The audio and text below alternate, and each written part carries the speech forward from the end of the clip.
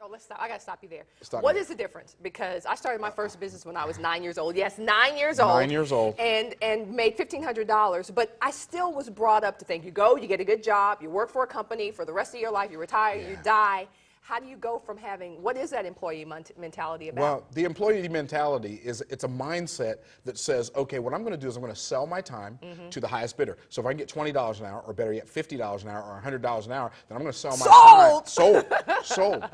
And so, but I found that we get financial remuneration. We get paid for the value we bring into the marketplace. Absolutely. Well, here's the challenge with having a job. Here's why having a business is better than having a job. Because if you have a job, the most you can do is bring value to one person. That is the owner of your company.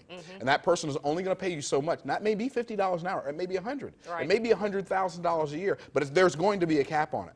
But what if you could figure out a way to bring value to 100,000 people? Then you could just get each of them to pay you $1. Which is easier to get a person from $1? $1 or 100,000? Which is easier to get from somebody? Yeah, $1. $1. So if you can figure out a way to bring value to 100,000 people, and they all give you $1, or better yet, they all give you $10, you just made $1 million. Yeah. So that's the difference. A business owner is somebody, a good business owner, a smart business owner, is one who seeks to bring value to the marketplace and get paid for that value.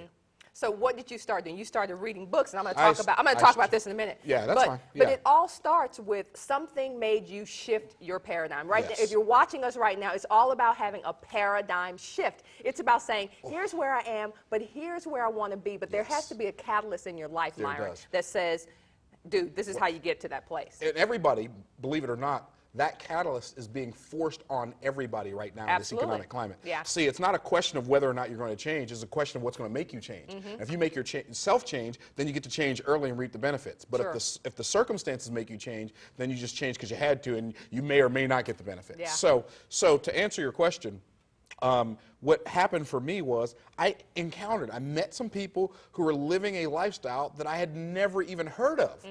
I really did not know in 1985. I was 25 years old, 24, 25 years old. I did not know that anybody made $10,000 a month. It was just, that was outside of my understanding. Yeah, exactly. Right. I didn't even know like professional athletes and stuff made that much money. You figured the folks whose last names were Trump were probably making 10 grand, right. but I'd never even heard of them.